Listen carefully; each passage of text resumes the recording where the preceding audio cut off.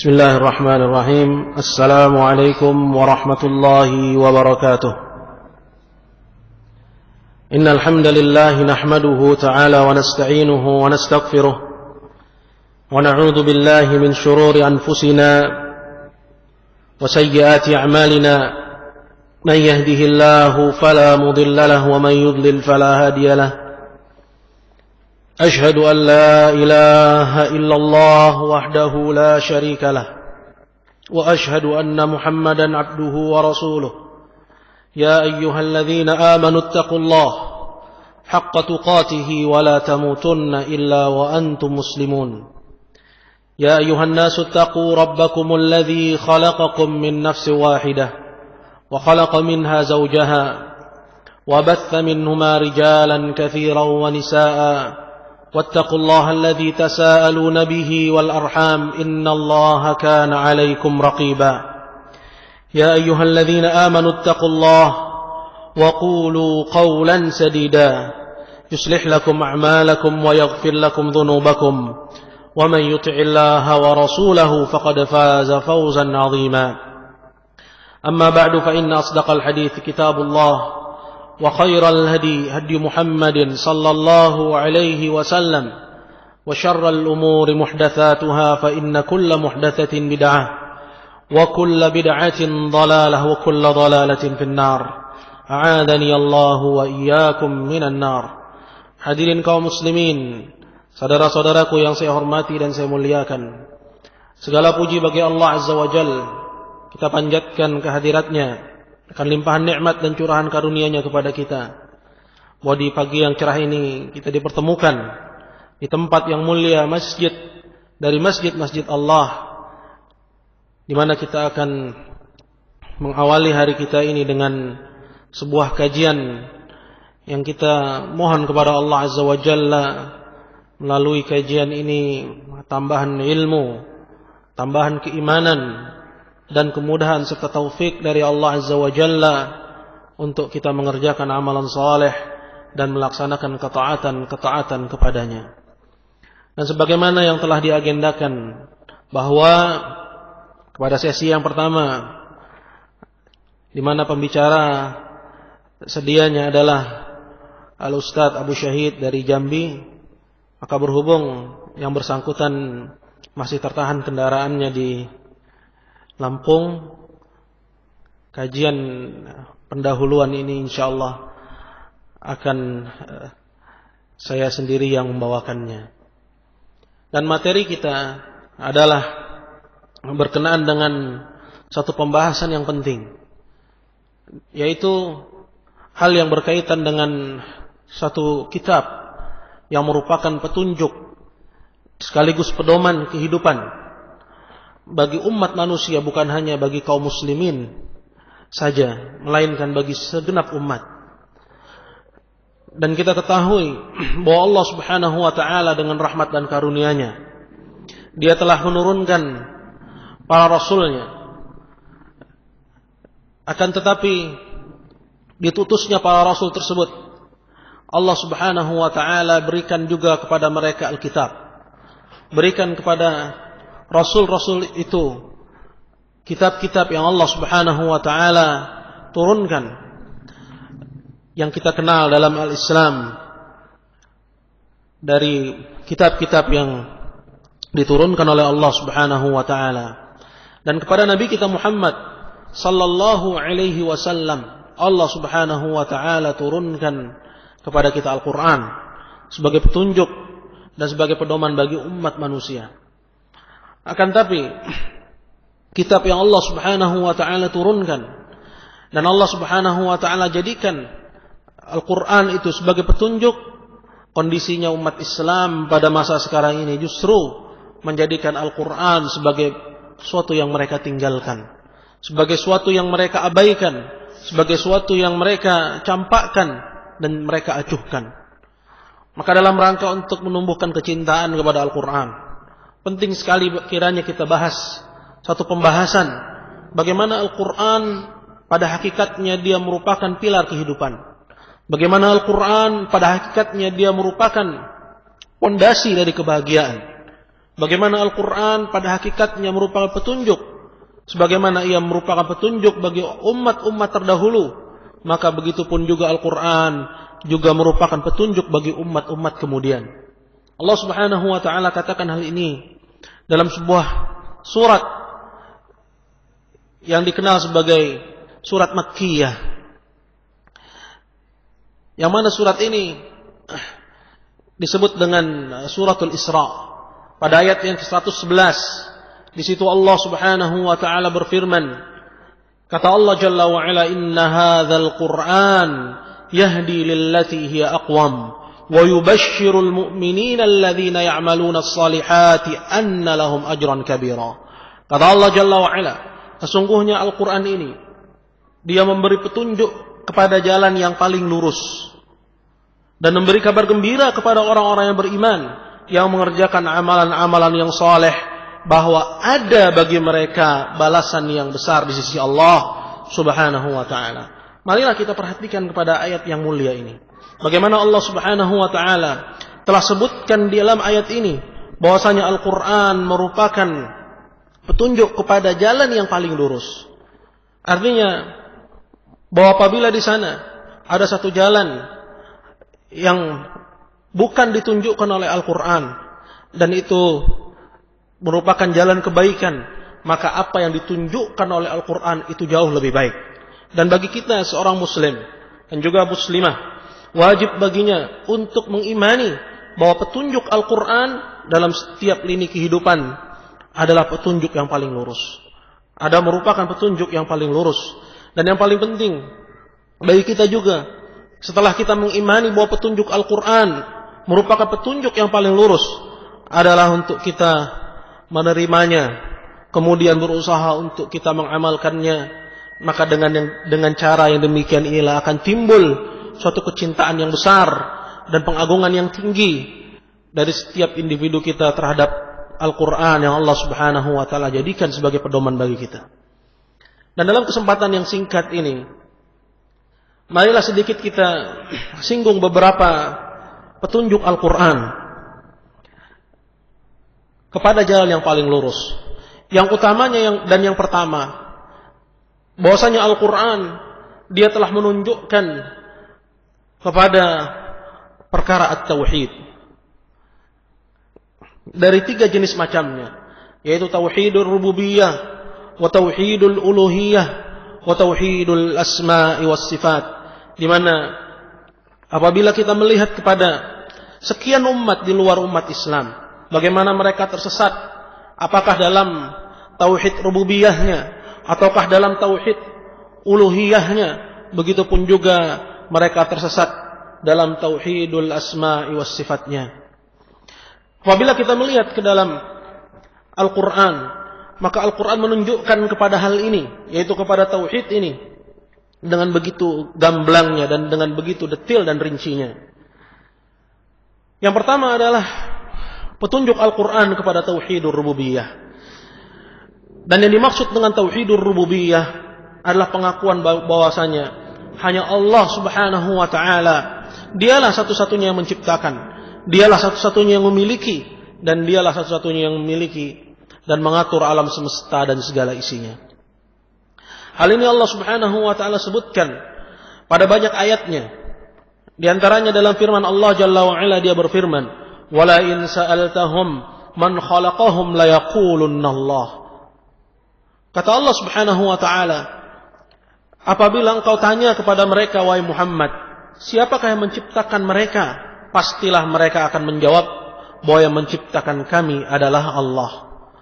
Bahwasanya Al-Quran menunjukkan kepada kita bahwa tidak ada satupun yang menciptakan alam semesta, baik itu secara global maupun terperinci, melainkan Allah Subhanahu wa ta'ala. Bahwasanya dialah satu-satunya zat yang maha tunggal dalam hal penciptaan, dan dialah satu-satunya zat yang maha berdiri sendiri dalam hal penciptaan. Tidak ada satupun selain dia yang membantunya, tidak ada satupun selain dia yang menjadi sekutu dalam perkara rububiyah ini. Dan dalam ayat yang lain Allah Subhanahu wa ta'ala juga menjelaskan. Kata Allah tabaraka wa ta'ala, "Qul may yarzuqukum minas sama'i wal ard." amma yamliku as-sam'a wal absar wa man yukhrijul hayya minal mayyit wa yukhrijul mayyita minal hayy wa man yudabbirul amra fasayaquluna Allah faqul afala tattaqun. Dalam ayat ini kata Allah Subhanahu wa taala berkata kepada orang-orang musyrikin, kata Allah tabaraka wa taala, katakanlah kepada mereka, siapakah yang memberikan rizki kepada kalian dari langit dan bumi, dan siapakah yang menguasai pendengaran dan penglihatan, dan siapakah yang mengeluarkan yang hidup dari yang mati dan mengeluarkan yang mati dari yang hidup. Ini semua merupakan perkara-perkara rububiyah Allah Subhanahu wa taala.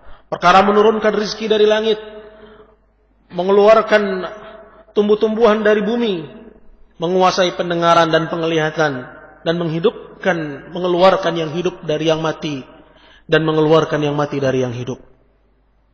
Dan para ulama berkenaan dengan mengeluarkan yang hidup dari yang mati, sebagian mereka menafsirkan yaitu mengeluarkan tumbuh-tumbuhan dari biji-bijian. Adapun mengeluarkan yang mati dari yang hidup, seperti mengeluarkan biji-bijian dari tumbuhan. Kemudian kata Allah Subhanahu wa taala, setelah pendetilan-pendetilan ini, Allah Azza wa Jalla mengatakan wa may yudabbirul amra. Allah pun menjelaskan kekuasaannya yang menyeluruh.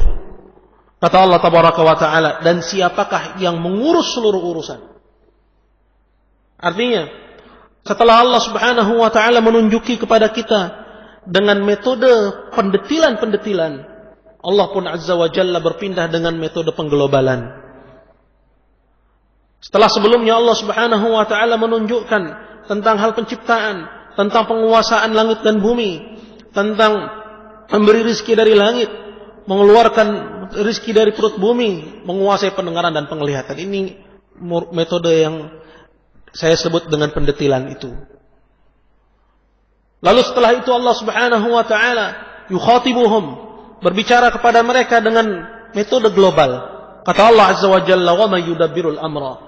Dan siapakah yang mengurus seluruh urusan? Maka orang-orang musyrikin itu pun mereka menjawab, fasayaquluna Allah. Mereka mengatakan hanya Allah yang menguasai itu semua. Adapun apabila didapati satu pengingkaran, tidak ada satupun pengingkaran yang paling dahsyat terhadap perkara ini, melainkan yang pernah keluar dari orang yang paling durhaka kepada Allah, yaitu Fir'aun. Dan pengingkaran Fir'aun terhadap rububiyah Allah Subhanahu wa ta'ala, itu pun pengingkaran dalam bentuk kesombongan. Karena pada hakikat keadaannya dia mengakui bahwa rububiyah itu hanya milik Allah Subhanahu wa ta'ala. Fir'aun yang mengingkari dalam Al-Quran yang mengatakan, kata Allah Jalla wa'ala, qala Fir'aun wa ma rabbul alamin. Dan Fir'aun berkata, siapakah Rabb semesta alam? Dan dalam ayat yang lain, Fir'aun juga mengatakan, ana rabbukumul a'la. Akulah Rabb kalian yang tertinggi. Pengingkaran yang keluar dari mulutnya adalah sebatas pengingkaran dengan lisan. Adapun hati Fir'aun, kendati pun dia mengingkari dengan lisan, dia mengakui bahwa tidak ada Rabb bagi alam semesta ini melainkan hanya Allah Subhanahu wa ta'ala. Hal ini sebagaimana yang Allah Jalla wa'ala sebutkan dalam Al-Quran. Kata Allah Tabaraka wa ta'ala, qala laqad alimta ma anzala haula'i illa rabbus samawati wal arda basair. Musa berkata kepada Fir'aun, kata Musa, dia bilang kepada Fir'aun, wahai Fir'aun, engkau sebenarnya telah mengetahui tidak ada yang menurunkan bencana-bencana itu semua kecuali Rabbus samawati wal ard, melainkan Rabb yang menguasai langit dan bumi. Dan Allah dalam ayat yang lain juga menunjukkan wajahadu biha wastaiqanatha anfusuhum dzulman wa 'uluwa. Dan mereka pun mengingkari itu, mengingkari rububiyah, akan tapi hanya pengingkaran lisan. Wastaiqanatha anfusuhum, tapi jiwa-jiwa mereka meyakini rububiyah ini hanya milik Allah. Mereka mengingkari dengan lisan-lisan mereka zulman wa 'uluwa, sebagai bentuk kezaliman dan kesombongan dari mereka saja. Maka para hadirin yang dimuliakan Allah, inilah petunjuk Al-Quran berkenaan dengan jenis tauhid yang merupakan fitrah yang Allah Subhanahu wa ta'ala tetapkan bagi setiap insan, bahwa tidak ada satupun manusia melainkan dia mengakui bahwa Allah yang menciptakan, bahwa Allah Subhanahu wa taala yang memiliki, dan bahwasanya hanya Allah Azza wa Jalla yang mengatur. Dan apabila lebih jauh lagi kita melihat pada petunjuk Al-Quran tentang perkara tauhid ini, ketahuilah bahwasanya Al-Quran datang melalui Nabi kita Muhammad sallallahu alaihi wasallam itu dalam rangka untuk menjelaskan dan dalam rangka untuk menegaskan akan prinsip tauhid yang kedua. Dan prinsip tauhid yang kedua ini dijelaskan secara gamblang oleh Allah dalam Al-Quran pada banyak ayatnya. Dan bahwasanya pada prinsip tauhid yang kedua inilah yang merupakan poros dari permasalahan hingga terjadinya pertikaian dan bahkan peperangan hingga pertumpahan darah antara para nabi dan rasul-rasulnya, para nabi dan umatnya, para rasul dan umatnya, yaitu tauhid yang kita kenal dengan istilah tauhidul uluhiyah atau tauhidul ibadah. Dan tauhidul ibadah dan tauhidul uluhiyah artinya adalah memurnikan ibadah hanya untuk Allah Subhanahu wa taala. Artinya adalah memurnikan ibadah hanya untuk Allah Subhanahu wa taala. Para hadirin yang dimuliakan Allah, di antara dalil dari Al-Qur'an yang menunjukkan akan prinsip yang agung ini, yaitu hidayah yang Allah Azza wa Jalla tunjukkan kepada muslimin, dan Allah Azza wa Jalla sesatkan orang-orang di luar al-Islam. Di antaranya adalah firman Allah Jalla wa Ala, di mana dia berfirman, "Wa ma arsalna min qablika min rasulin illa nuhi annahu la ilaha illa ana fa'budun." Dan tidaklah kami utus sebelum engkau wahai Muhammad dari seorang rasul pun, melainkan kami wahyukan kepadanya bahwasanya tidak ada yang berhak diibadahi kecuali aku, maka beribadahlah kalian seluruhnya kepadaku. Bahwasanya Al-Quran menunjukkan kepada kita, kepada manusia seluruhnya, bahwa ibadah itu hanyalah milik Allah Subhanahu wa taala. Bahwa tidak boleh seorang memberikan jenis apapun dari ibadah, apakah itu salatnya, apakah itu puasanya atau yang lainnya, kepada selain Allah Subhanahu wa ta'ala. Dan bahwasanya ibadah itu hanyalah hak mutlak Allah yang tidak boleh diberikan kepada siapapun selain Allah Subhanahu wa ta'ala. Inilah petunjuk Al-Quran berkenaan dengan tauhid yang kedua, yaitu tauhidul ibadah. Dan di antara dalil yang lain juga yang menunjukkan akan perkara ini adalah firman Allah Subhanahu wa ta'ala yang lain, di mana Allah Azza wa Jalla mengatakan, "Was'al man arsalna min qablika min rusulina aja'alna min dunir rahmani alihata yu'badun." Tanyakanlah kepada orang-orang yang telah kami utus sebelum engkau wahai Muhammad dari rasul-rasul kami, dari utusan-utusan kami, aja'alna min dunir rahmani alihata yu'badun, adakah kami menjadikan selain Ar-Rahman sebagai sesembahan yang diibadahi? Artinya, kalau kalian wahai musyrikin tidak percaya bahwa dalam Islam petunjuk yang agung, yang paling tinggi, yang paling utama, hidayah yang Allah Azza wa Jalla anugerahkan sebagai karunia yang besar kepada muslimin, itu adalah hendaknya seorang beribadah hanya kepada Allah. Dan bahwa inilah risalah yang utama, fondasi kebahagiaan yang paling tinggi yang Allah Subhanahu wa taala perintahkan kepada hambanya. Kalau kalian tidak percaya, tanyakanlah perkara ini kepada rasul-rasul kami yang pernah kami utus sebelum engkau wahai Muhammad. Adakah kami menjadikan selain Allah Azza wa Jalla sebagai sesembahan yang diibadahi? Bahwa dalam Islam tidak dikenal peribadahan kepada kuburan. Dalam Islam tidak dikenal peribadahan kepada orang soleh. Dalam Islam tidak dikenal peribadahan kepada benda-benda pusaka. Dan dalam Islam tidak dikenal peribadahan kepada apapun dari ciptaan-ciptaan Allah Azza wa Jalla, baik itu yang besar maupun yang kecil. Bahwa ibadah itu hanyalah milik Allah, Rabb kita Subhanahu wa ta'ala. Hadirin sekalian dimuliakan Allah. Maka ini di antara petunjuk Al-Quran kepada jalan yang paling lurus dalam perkara aqidatul ummah, dalam perkara aqidah umat. Bahwa tauhid adalah merupakan fondasi dan pilar kehidupan. bahwa barang siapa yang mentauhidkan Allah Azza wa Jalla, maka dia akan mendapatkan kebahagiaan dunia dan di akhiratnya. Kata Allah Jalla wa Ala dalam Al-Quran pada suratul An'am, Allah Subhanahu wa ta'ala dia berfirman, kata Allah Subhanahu wa ta'ala, alladzina amanu wa lam yalbisu imanahum bidzulmin ulaika lahumul amnu wa hum muhtadun. Adalah orang-orang yang beriman sedangkan dia tidak mengotori keimanannya dengan sedikit pun kezaliman. Mereka itulah orang-orang yang mendapatkan keamanan dan mereka itulah orang-orang yang mendapatkan petunjuk dari Allah. Maka fasilitas keamanan seperti yang dijelaskan oleh para ulama, bahwa keamanan dimaksud di sini itu adalah keamanan di akhirat dari azab. Dan fasilitas hidayah seperti yang dijelaskan oleh para ulama, bahwa dimaksud dengan hidayah di sini adalah hidayah dari Allah Azza wa Jalla kepada mereka di dunia, dari kesyirikan kepada tauhid, dari sunnah kepada bid'ah.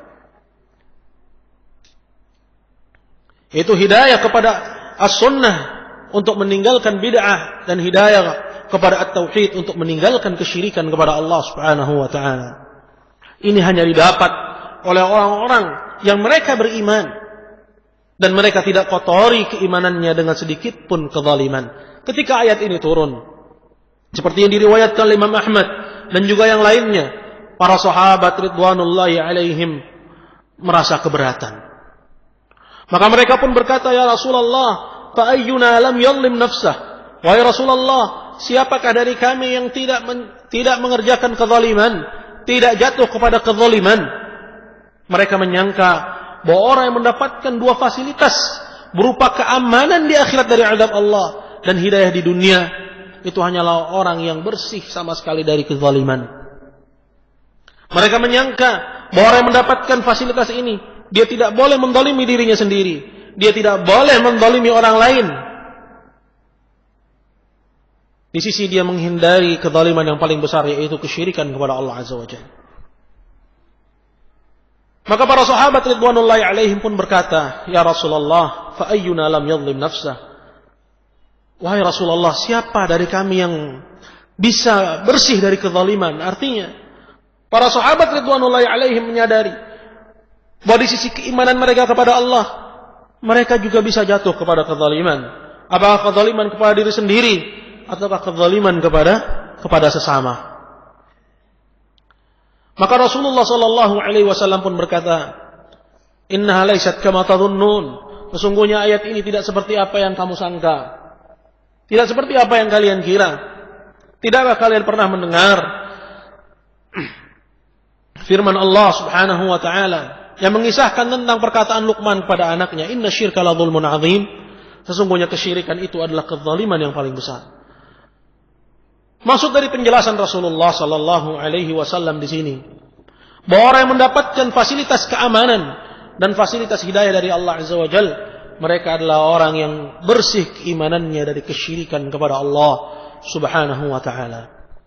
Ayyuhal hadirun yang dimuliakan Allah, kaum muslimin. Maka Al-Qur'an menunjukkan akan perkara at-tauhid ini dengan demikian gamblang pada banyak ayatnya. Dan di antara jenis at-tauhid yang juga ditunjukkan oleh Al-Quran adalah jenis tauhid yang ketiga, yaitu tauhidul asma'i was sifat. Di mana tauhidul asma'i was sifat ini itu dibangun di atas dua asas dan dua pondasi. Pondasi yang pertama adalah mensucikan Allah Azza wa Jalla dari penyerupaan makhluk, dari menyerupakan Allah Azza wa Jalla dengan makhluknya. Sebagaimana yang Allah Subhanahu wa taala firmankan dalam Al-Qur'an, "Laisa kamitslihi syai' wa huwas samiul basir." Allah tidak serupa dengan sesuatu dan Dia adalah zat yang Maha mendengar lagi Maha melihat. Ini merupakan pondasi yang pertama.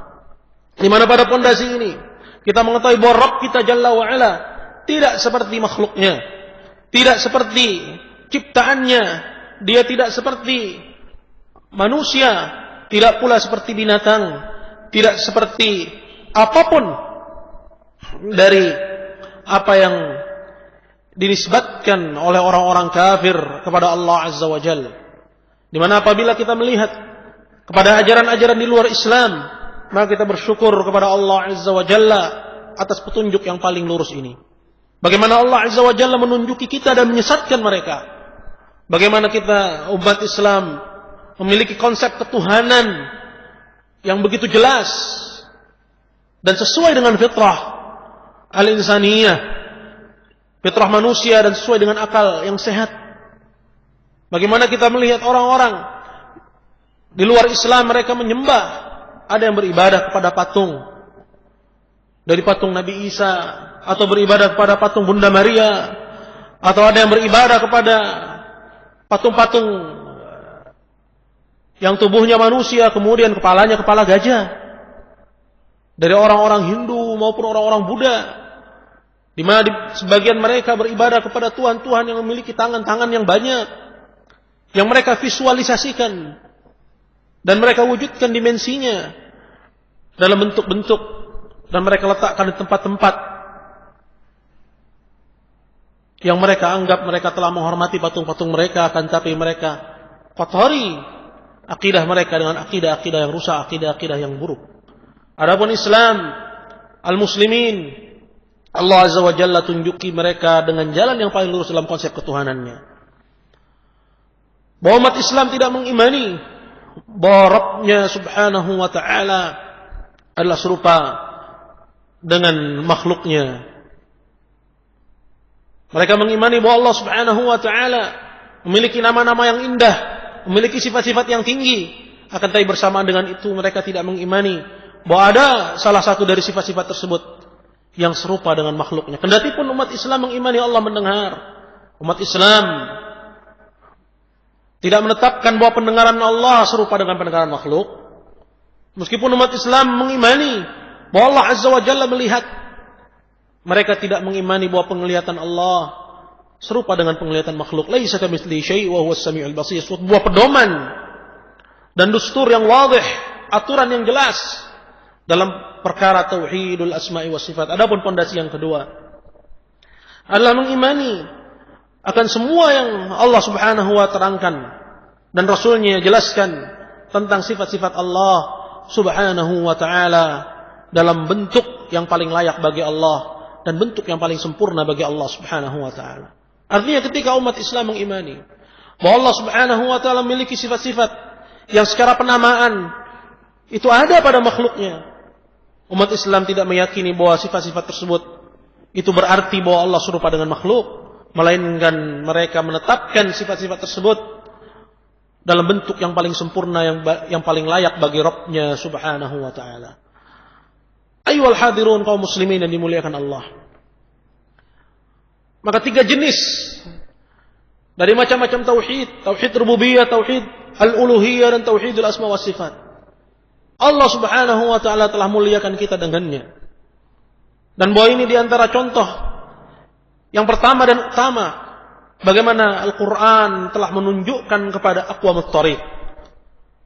Al-Quran telah menunjukkan kepada jalan yang paling lurus, jalan yang paling adil, jalan yang paling mendapatkan petunjuk dari Rabbnya subhanahu wa ta'ala. Inna hadzal Qur'an yahdi lillati hiya aqwam. Sesungguhnya Al-Quran ini memberi petunjuk kepada jalan yang paling lurus. Dan apabila kita membahas pada tema ini, tentunya kita akan membahas kepada banyak sekali dari contoh-contoh yang luar biasa macamnya, dan banyak sekali jenisnya yang menunjukkan bahwa Al-Quran itu telah menunjuki kepada jalan yang paling lurus. Akan tapi cukuplah di sini kita batasi dengan perkara yang pertama, kemudian kita ikutkan dengan perkara yang kedua yang akan saya bawakan, dan disebutkan perkara ini oleh Al-Imam Al-Syekh Muhammad Al-Amin Asy-Shinqiti rahimahullahu ta'ala dalam kitab beliau Tafsir Adwa'ul Bayan. Perkara yang kedua di antara perkara yang merupakan petunjuk Islam, petunjuk Quran kepada jalan yang paling lurus, adalah dibolehkannya ta'adduduz zaujat. Dibolehkannya seorang laki-laki untuk dia berpoligami sampai 4 orang. Kenapa hal ini perlu kita ungkapkan? Kenapa hal ini perlu kita angkat? Dikarenakan banyaknya pengingkaran, bukan hanya dari orang-orang al-malahidah, dari orang-orang kafir dan orang-orang munafiqun dari umat Islam, melainkan terdapat dan kita dapati pengingkaran serupa, kalaupun kita katakan tidak sama, itu bahkan dari orang-orang yang telah mengenal Al-Quran dan Sunnah di atas pemahaman salaful ummah. Sungguh ini adalah perkara yang aneh, di mana dia membaca Al-Quran dan dia mendapati firman Allah bahwa Al-Quran menunjuki kepada jalan yang lurus. Akan tapi bersamaan dengan itu dia mengingkari ta'adduduz zaujat, dia mengingkari perkara poligami. Karena seorang yang mengimani bahwa Al-Quran itu memberi petunjuk kepada jalan yang paling lurus, dia pun juga harus mengimani kepada setiap petunjuk Al-Quran dalam perkara apapun itu. Dalam perkara apapun itu. Dan di antara yang ditunjuki oleh Al-Quran dalam ayat yang jelas dan tegas adalah dibolehkannya ta'adduduz zaujat. Maka yang pertama dan utama yang harus ditekankan dan diimani berkenaan dengan ayat ini dan yang lainnya, yang terdapat dalam surat An-Nisa dan juga Al-Isra yang merupakan tema dari pembahasan utama kajian kita, adalah hendaknya seorang muslim, begitupun juga muslimah, wajib bagi dia untuk mengimani bahwasanya ta'adduduz zaujat, bahwasanya poligami itu dalam Islam merupakan jalan yang paling lurus. Wajib bagi dia untuk dia imani bahwa poligami merupakan jalan yang paling lurus dalam kehidupan. Dan tidak boleh sedikit pun terdapat dalam hatinya sedikit pun pengingkaran dan kebencian terhadap syariat Allah Azza wa Jalla yang mulia ini. Afatu'minuna bi ba'dil kitab wa takfuruna bi ba'd? Apakah kalian beriman dengan sebagian Al-Qur'an, kemudian kalian kufur dengan sebagian lainnya? Bukankah Al-Qur'an merupakan petunjuk, bahkan memberi petunjuk kepada jalan yang paling lurus? Maka Allah Azza wa Jalla telah nyatakan hal ini dalam ayatnya yang agung dalam surat An-Nisa, di mana Allah Subhanahu wa taala membolehkan akan perkara ini. Kata Allah Subhanahu wa taala dalam Al-Qur'an, "Wa in khiftum alla tuqsitu fil yatama fankihu ma taba lakum minan nisa'i mathna wa thulatha wa ruba'. Wa in khiftum alla ta'dilu fawahidah."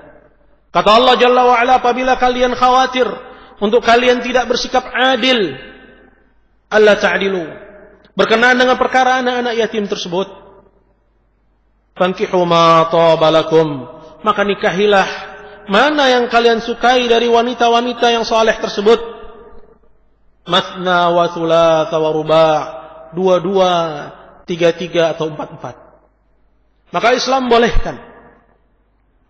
Kalau tidak, boleh kita katakan menganjurkan bahwa Islam bolehkan apa yang dikenal dengan ta'adduduz zaujat, apa yang dikenal dengan kehidupan berpoligami. Bahwa kehidupan berpoligami dalam Islam merupakan solusi yang baik bagi kaum pria dan juga kaum wanita sekaligus dalam menghadapi dan mengarungi kehidupan mencari keridhaan Allah Subhanahu wa taala. Dan hal ini sebagaimana dikuatkan oleh ayat dan nas dan juga dikuatkan oleh kenyataan dan realita. Maka disebutkan di antara yang disebutkan oleh Imam Shinqiti rahmatullahi alaih, kata beliau,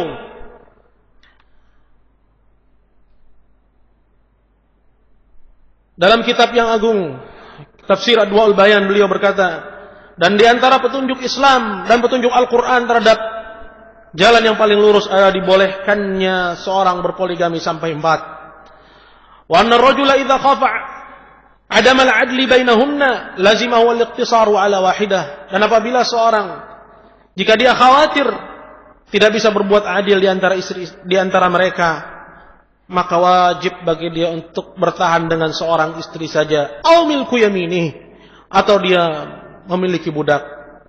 Li umurin mahsusatin ya'rifuha kullu uqala, berdasarkan perkara-perkara yang itu merupakan bukti-bukti di lapangan yang dikenal dan diketahui oleh setiap orang-orang yang berakal.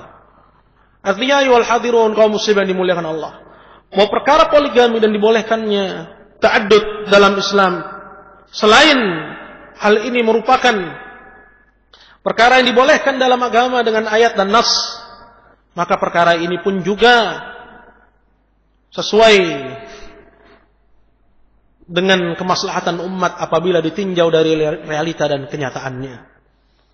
Di antara yang disebutkan oleh Al-Imam Shinqiti, kata beliau, annal mar'ata al-wahidata tahidu wa tamrid wa tanfas ila ghairi dhalika min al-awa'iqil mani'a min qiyamiha bi akhassi lawazim zawjiyyah. Bahwasanya seorang istri, dia itu terkena haid dan juga terkena nifas dan yang lain sebagainya dari penghalang-penghalang yang menghalangi dia dari untuk bisa mengerjakan tugas-tugas dia sebagai seorang istri.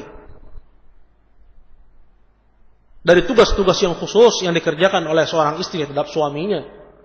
Warrajulu musta'iddun litasabbub fi ziyadatil ummah. Dan kondisi ini berbeda keadaannya dengan laki-laki. Sedangkan laki-laki dia musta'id, selalu dalam keadaan siap sedia untuk memperbanyak keturunan. Falau hubisa 'alaiha fi ahwali a'dzari al'atalat manafi'uhu batilan fi ghairi dzambin.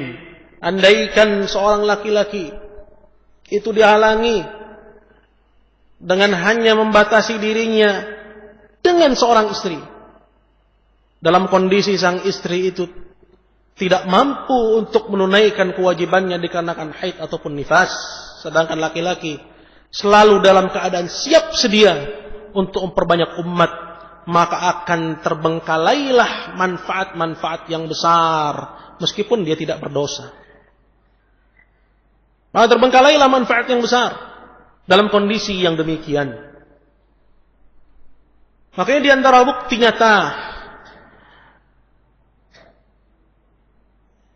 di alam kehidupan kita, bagaimana Islam telah menunjukkan dan Al-Quran telah menunjukkan kepada jalan yang paling lurus.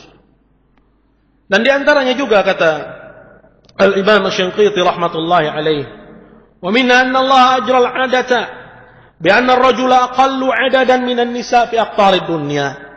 Dan bahwasanya Allah Jalla wa Ala dengan takdir dan kekuasaannya telah menetapkan kalau laki-laki itu jumlahnya lebih sedikit daripada wanita di seluruh penjuru dunia. Wa aktsaru ta'arrudan li asbabil maut. Dan juga laki-laki adalah makhluk ciptaan Allah yang paling sering berhadapan dengan al-maut, dengan kematian di dunia pekerjaannya. Fi jami'i mayadinil hayat. Falau qusira ar-rajulu 'ala wahidatin labaqiya 'adadun dakhmun minan nisa mahruman minaz zawaj.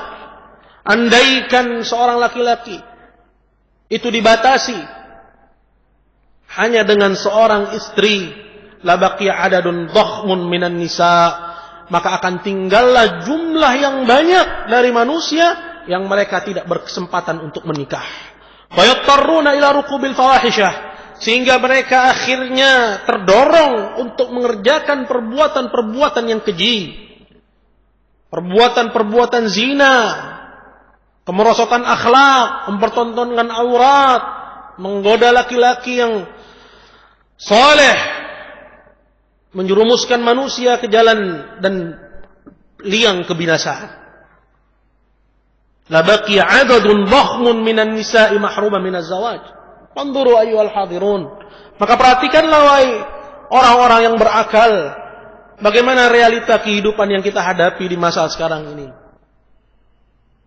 Bagaimana manusia dari jenis ciptaan Allah yang satu ini, banyak dari mereka yang terjerumus ke dalam dunia gelap, prostitusi, perselingkuhan dan yang lain sebagainya.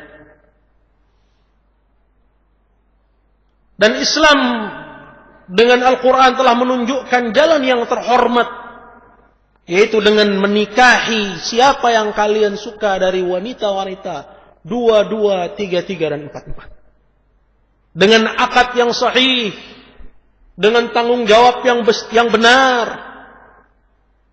Seorang laki-laki memenuhi kebutuhan istrinya, kehidupannya, dan mencukupi istrinya untuk dia bisa tetap menjaga kehormatannya. Betapa mulianya Islam dan betapa hinanya ajaran-ajaran di luar Islam. Dan sungguh orang-orang yang memerangi disyariatkannya ta'adduduz zaujat, mereka telah menjerumuskan diri-diri mereka sendiri ke dalam lubang-lubang kebinasaan. Bahwa madarat dan mafsadat yang ditimbulkan oleh banyaknya akhirat, wanita-wanita, pekerja seks komersial, dari kelas atas sampai kelas bawah, itu merusak sampai kepada lapisan masyarakat. Hingga seorang wanita salehah, dia tanpa disebabkan oleh karena dosa, harus menanggung satu beban dan rasa malu disebabkan oleh karena suaminya yang jajan di luar. Ini disebabkan oleh karena al-udul, disebabkan oleh karena keberpalingan hati dari syariat Allah Subhanahu wa taala yang mulia ini. Maka kata Al-Imam Shinqiti rahmatullahi alaihi melanjutkan fal-udulu an hadil Quran fi hadhil mas'alah. Maka berpaling dari petunjuk Al-Quran dalam perkara ini min a'zami asbabi dhaya'il akhlaq, di antara sebab terbesar kemerosotan akhlak, wal inhitat ila darajatil bahaim fi adami siyanah, dan merosotnya manusia kepada derajat binatang-binatang. Sebagaimana hal ini kita bisa saksikan dalam kehidupan orang-orang yang memiliki agama selain agama Islam, memuliakan keutuhan rumah tangga yang semu, bahwa seorang laki-laki hanya boleh beristrikan seorang saja. Sebagaimana hal ini kita kenal dalam selain ajaran al-Islam. Dan bagaimana kita lihat kehidupan mereka dalam bernegaranya, dalam bermasyarakatnya, dalam bertetangganya, tidak memiliki aturan. Bahkan kita ketahui dari berita yang sampai bahwa perzinaan itu sampai kepada derajat yang paling parah, hingga seorang berzina dengan tetangganya, hingga seorang berzina dengan teman kerjanya. Dan kondisi serta keadaan kita di negara yang mayoritasnya adalah umat Islam berpedoman kepada Al-Quran, disebabkan keberpalingan mereka kepada petunjuk Al-Quran dalam perkara ini, sudah hampir sama seperti keadaan umat-umat di luar Islam wal-iyadu billah. Maka ini sebab dikarenakan keberpalingan mereka dari petunjuk Al-Quran. Maka siapakah orang yang mengambil hidayah dari Al-Quran? Siapakah orang yang mengambil Al-Qurannya sebagai pedoman, memuliakannya dengan membacanya, sebagaimana dahulu ulama ussalaf? Bagaimana mereka memuliakan bukan hanya dengan membacanya, bukan hanya dengan mentadabburinya, akan tapi mereka pun juga dikenal sebagai umat yang kuat dalam pengamalannya terhadap Al-Quran. Maka kembali dikatakan oleh Al-Imam, kata beliau rahmatullahi alaih, wal inhitatu ila darajatil bahaimi fi adami siyanah wal muhafadati ala syaraf wal muru'ah wal akhlaq. Lihatlah kehidupan orang-orang kufar dan sebagian umat yang mereka notabene adalah muslimin, akan tapi jauh dari petunjuk Al-Quran. Bagaimana kehidupan mereka dan interaksi antara mereka, antar orang-orang yang bukan mahram. Bagaimana pelanggaran-pelanggaran mereka dalam perkara ini, hingga perzinaan itu sampai pada derajat yang tidak bisa diterima oleh akal. Maka Islam menunjukkan kepada jalan yang paling lurus. Di antara yang ditunjukkan oleh Al-Quran adalah ibahatu ta'adduduz zaujat, dibolehkannya ta'adduduz zaujat. Maka Maha Suci Allah yang Maha bijaksana dan Maha mengetahui Allah Azza wa Jalla berfirman, kitabun uhkimat ayatuhu thumma fussilat min ladun hakimin khabir. Ini adalah Alkitab yang dijelaskan ayat-ayatnya, yang sempurna ayat-ayatnya, kemudian didetilkan kitab yang datang dari Zat yang Maha Bijak. Wahai orang yang mengimani Allah dengan sifatnya yang Maha Bijak, ketahuilah bahwa pada syariatnya terdapat kebijakan. Maka kenapa seorang harus berpaling darinya? Dan di antara dalil juga yang menunjukkan akan hal ini, dan sepertinya ini adalah dalil yang terakhir yang bisa kita sebutkan,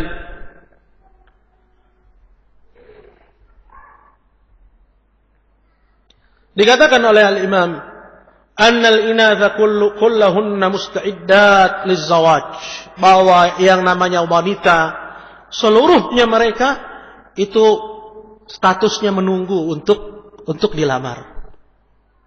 Statusnya menunggu untuk dilamar. Mereka semuanya siap untuk dinikahi. Berbeda halnya dengan laki-laki, kata beliau, wa katsirun minar rijal la qudrata lahum 'alal qiyam bi lawazimil hayat. Kalau laki-laki kebanyakan mereka tidak mampu, banyak dari mereka belum mampu untuk memenuhi kebutuhan kalau dia menikah, hingga akhirnya dia harus memenuhi kebutuhan istrinya, tempat tinggalnya, biaya bulanannya, kalau punya anak gimana. Disebabkan banyak dari mereka belum memiliki pekerjaan yang jelas, disebabkan banyak dari mereka mungkin misalnya mereka fakir. Maka kondisi ini, kata beliau, menunjukkan kepada kita akan satu natijah, satu hasil.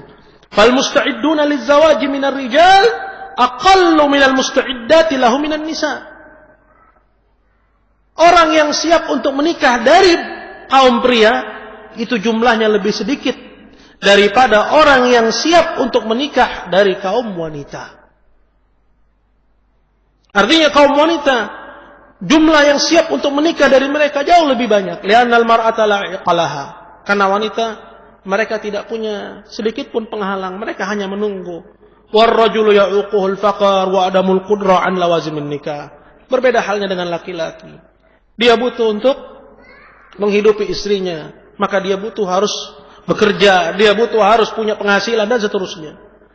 Maka kata beliau, falau qusiral wahidu 'alal wahidah, andaikan seorang laki-laki itu hanya dibatasi harus dia beristrikan satu saja, la dha'a katsirun minal musta'iddati lizzawaj, maka akan terlantarlah wanita-wanita yang banyak itu yang mereka sebenarnya sudah siap untuk menikah, bi'adami wujudi azwaj, disebabkan oleh karena mereka tidak mendapatkan suami.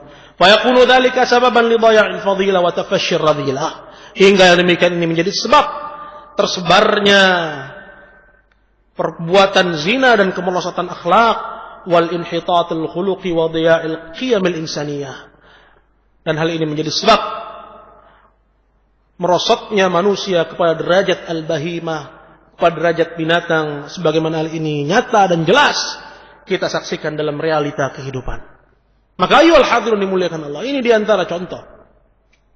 Dan di sana banyak contoh lagi, karena Imam Muhammad Al-Amin Syanqiti dalam mengupas ayat ini, yaitu mengupas tentang bahwa Al-Quran itu memberi petunjuk kepada jalan yang paling lurus. Dalam kitab Adwa'ul Bayan itu menghabiskan sampai 60 halaman. Dan apa yang kita sebutkan ini semoga bisa menjadi isyarat dalam pendahuluan dari kajian kita yang akan kita bahas kemudian bersama Ustadz kita, Ustadz Said. Semoga Allah Azza wa Jalla memberikan kepada kita taufik dan kecintaan serta keimanan bahwa tidak ada petunjuk yang lebih mulia dan tidak ada jalan yang lebih utama daripada petunjuk yang ditunjuki oleh Al-Quran. Maka imanilah ini. Semoga Allah Azza wa Jalla menganugerahkan kepada kita taufiknya dalam kehidupan ini dan juga di akhirat kelak. Amin. Saya cukupkan apa yang saya bahas dan kurang lebihnya saya mohon maaf. Subhanakallahumma bihamdika asyhadu an la ilaha illa anta astaghfiruka wa atubu ilaik. Assalamu alaikum warahmatullahi wabarakatuh. Bismillahirrahmanirrahim. Assalamualaikum